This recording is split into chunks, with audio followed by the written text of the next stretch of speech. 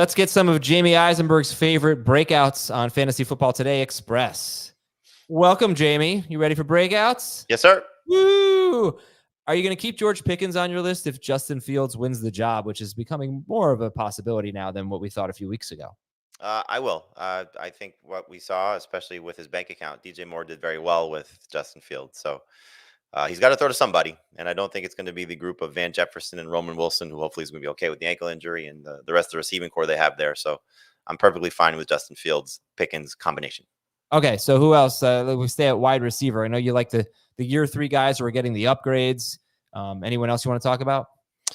You mean aside from Drake London and you can talk about London and Wilson. Garrett Wilson. The other, can I ask you a Wilson question? This is a little preview. I'm going to ask you this in like an hour and a half when we're on CBS Sports Network. We're obviously putting a lot of faith in Garrett Wilson. He's a round 1-2 pick, right? Mm-hmm. No Rodgers. He's basically never going to play with Rodgers. Rodgers was a bad quarterback, last time we saw him, basically. And now he's not going to play in the preseason. Should we really be taking Garrett Wilson 12th overall or so? Yeah, I think for me, it's what he was able to look like and produce as a rookie when it was the non-Zach Wilson games, so it was basically 17 points per game over that stretch with Joe Flacco and Mike White. And in some cases, there was a stretch where he was averaging over 21 points per game. So the catchable passes will be better. I think the targets will be better. I think better offensive line, everything for the Jets should be better if, with Aaron Rodgers back. So I'm not worried about Garrett Wilson at all. And if he were to miss time again, Rodgers, I think Tyrod Taylor being there is a little bit more of a safety factor as well. You should give him some competent backup play. All right. So how about Drake London? So for London, the addition of Kirk Cousins and Zach Robinson as the offense coordinator, I think that's going to unlock what Drake London was hopefully supposed to do when he came into the NFL 2 years ago or 3 years ago now. So he's been miserable. It's just been hard to trust. You've talked a lot about his lack of explosive plays and his, the role that he's had or the routes that he's run. I think everything changes this year. So we see the best of Drake London, and I think fantasy managers are certainly going to enjoy that. And I'll throw one more third-year receiver in there, which is Christian Watson, who, if he stays healthy, can be one of the give you two in the same range. Christian Watson and Jameson Williams. If those two guys hit to the level that they're capable of, Watson, we've seen it. So when he's been healthy, he's been very good for fantasy managers. Unfortunately, it's just been a lot of hamstring injuries, but they seem to have that figured out. At least they hope so. And then for Jameson, ACL rookie year, gambling situation last year, opportunity is there, and he's apparently killing it in training camp. So both those guys are two potential breakout candidates, but much of the lower variety based on where you have to draft them. We just did our tight ends preview, and really, I think we got some big names as potential breakouts, right? I don't know if Laporta can do better than he did, but maybe he can do better than he did. You got McBride, who could maybe do it for a full season. You've got Kyle Pitts. We're waiting for him to break out. You've got Dalton Kincaid. So kind of an exciting position. Hopefully they don't let us down. What do you think about those young tight ends? Excited about all three of them.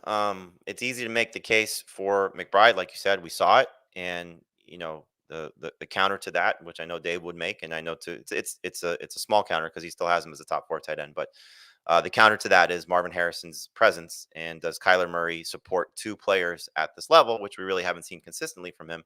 I think he will. I think Drew Petzik's offense, we saw it last year with how the tight ends produced, whether it was Zach Ertz or McBride.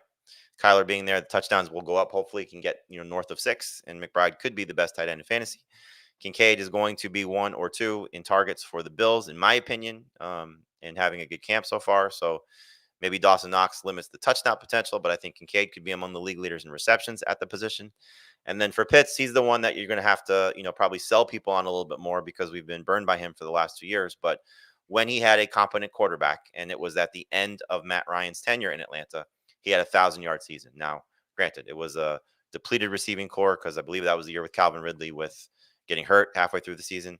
But in any event, there's a lot to like about Kyle Pitts if he hits. Better quarterback, better system in terms of opportunities. And I think Kyle Pitts is going to have a breakout season as well. I agree.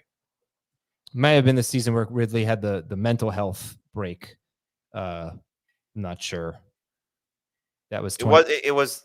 I mean, we're backtracking here. So 2023 is with Jaguars. 2022 was suspended. 2021 was he missed half the season.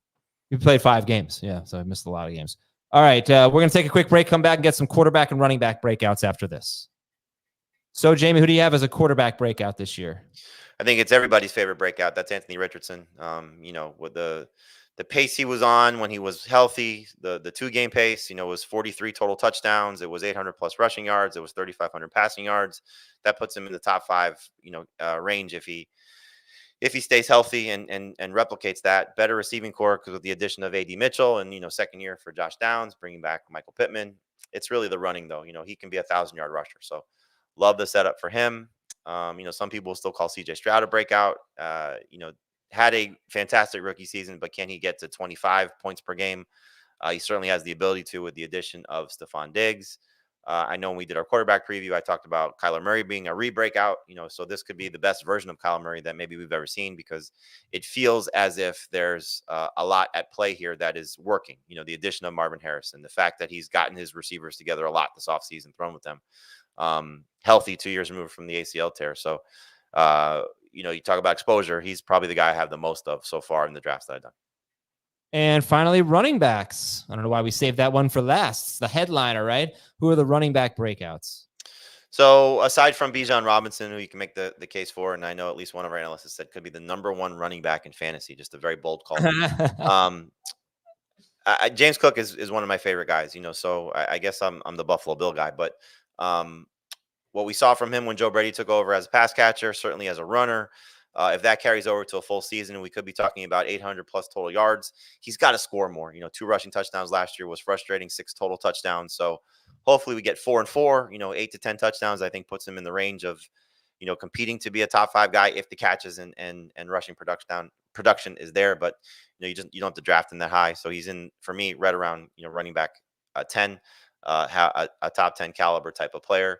Zamir White is polarizing for a lot of people just because if he doesn't live up to the expectations as the lead rusher for the Raiders, he's going to be a flop because he's not going to do a lot in the passing game. We didn't see that last year, but could be among the league leaders in carries if he stays healthy. And so I like the setup for him as a breakout candidate. Another guy that I made the case for, I know when we did our Defend Your Takes, and Dave didn't like this, but funny enough, I think Dave has him ranked higher than I do now, is Brian Robinson. I think he could be the best running back for the Commanders.